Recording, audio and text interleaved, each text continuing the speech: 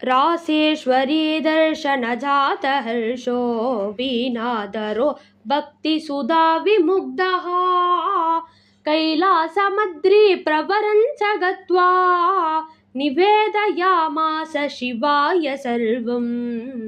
ஸ்ரீ ராதாதேவியின் தர்சனத்தினால் ஆனந்தம் அடைந்த நாரதர் பக்தி சாரமாகிய அமிர்தத்தில் மோகித்தவராய் வீணையும் கையுமாக கைலாச பர்வதம் வந்து அங்கு சிவனை பார்த்து எல்லாவற்றையும் தெரிவித்தார். சிவோபி கிருஷ்ணஸ்ய திதிருக்ஷயாகான் நந்தஸ்ய கேஹம் திருத பிக்ஷு வேஷஹ ஜடாதரோ பஸ்ம விலிப்தகாத்ரஹ கபாலஹஸ்தோ மிருகசர்ம வஸ்திரஹ.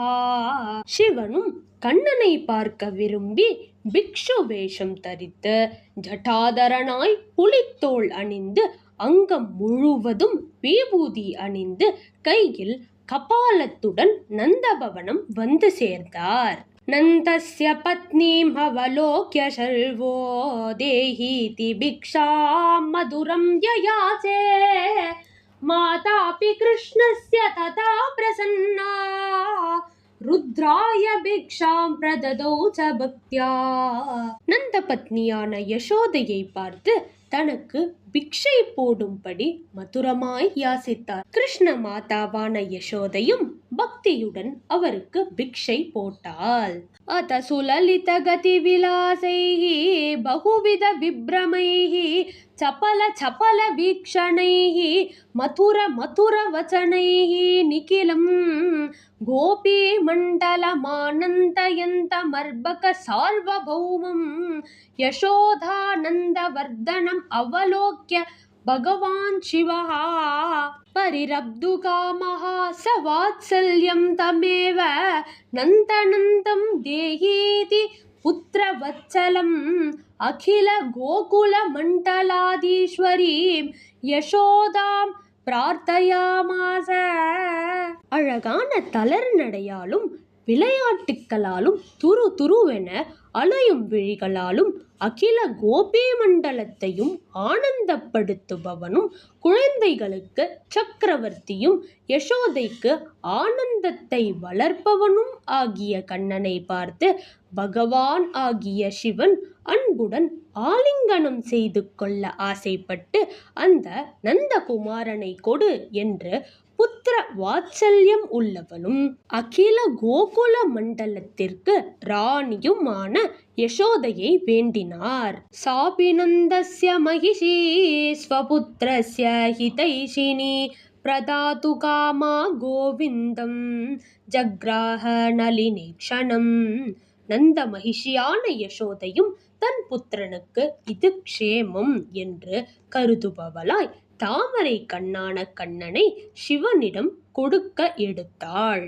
உக்ரஸ்ய வீக்ஷாபி ச வேஷமுக்ரம் நந்தஸ்ய சூனுஹு பிரருரோத பீதஹ கோபேஸ்வரி தம் து கரே கிரஹீத்வா சர்வாய தாதும் நிதராமி ஏஷ. உக்ரமான சிவனின் உக்ரமான வேஷத்தை கண்டு கண்ணனும் பயந்து போய் அழுதான். யசோதையோ அவனை கையில் எடுத்து சிவனிடம் கொடுக்க மிகவும் விரும்பி முயற்சித்தாள்.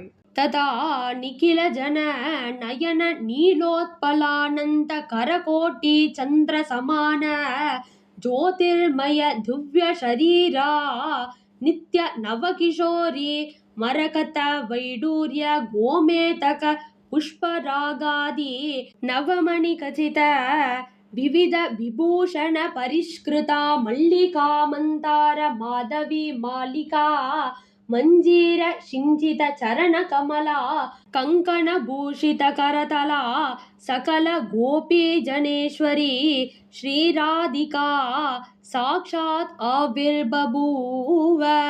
அப்போது சகல ஜனங்கள் உடைய கண்களுக்கு மலர்ச்சியை தரும் கோட்டி சந்திரனுக்கு சமமான அங்க காந்தி உள்ளவளும் நித்தியமும் இளமை மாறாதவளும் மரகதம் வைடூரியம் கோமேதகம் புஷ்பராகம் முதலிய நவரத்னம் பதித்த திவ்ய பூஷணங்கள் அணிந்தவளும், மல்லிகை, மந்தாரம், மாதவி முதலிய புஷ்ப மாலை அணிந்தவளும், மணிமஞ்சீரம் ஒலிக்கும் சரண கமலம் உள்ளவளும், கங்கணம் அணிந்த கரதலம் உள்ளவளும், சகல கோபீஜனேஸ்வரியும் ஆன ஸ்ரீராதை பிரத்யக்ஷமாக ஆவிர்பவித்தாள். ததர்ஷனானந்த ரசாதிமக்னே கோபி கணேபி ஸ்திமிதே க்ஷணே சா மாதுர்முகுந்தஸ்ய கராம்புஜாதா தானிய கிருஷ்ணம் சதனம் ஜகாம. அவளது தர்ஷனத்தினால் சகல கோபி ஜனங்களும் ஆனந்தத்தில் மூழ்கி ஆச்சரியப்பட்டு அசைவின்றி நிற்கையில் யசோதையின் கையிலிருந்து கண்ணனை வாங்கிக் கொண்டு ராதை வீட்டுக்குள் நுழைந்தாள். ததா முகுந்த சசிசேகரம் தம் தயா ரசாப்திஹி மதுரம் ஜகாத ஆஸ்ருத்ய ராதாம் ரிஷபானுபுத்ரீம் வஷீகுருத்வம் ஜகதீபதிம் மாம். சிவனை பார்த்து கருணாசாகரமான கண்ணபிரான் ராதையை ஆசிரயித்துதான் எனது தர்சனம் சுலபமாகும் என்று மதுரமாய் சொன்னான். விருஷத்வஜே கச்சதி கானனம் தத் திருஷாத்மஜா சா வினிதாய கிருஷ்ணம் அந்தர்ததே அப்ராக்ருத திவ்ய ரூபத் விஷைவ கோஷ்டஞ்ச விமோகயந்தி. இவன் பிருந்தாவனம் சென்றதும் ரிஷபானு கோப நந்தினியான ராதை கண்ணனை கோகுலத்திலேயே விட்டுவிட்டு அப்ராகிருதமான தனது திவ்ய ஜோதியால் கோகுலத்தை மோகிக்கச் செய்து மறைந்து விட்டாள். அஜானந்த்யோ ராதிகாயா வைபவம் பிரஜயோஷிதா பபூவுஸ்தத்தர்ஷனேன பரமானந்த நிர்விருதாக.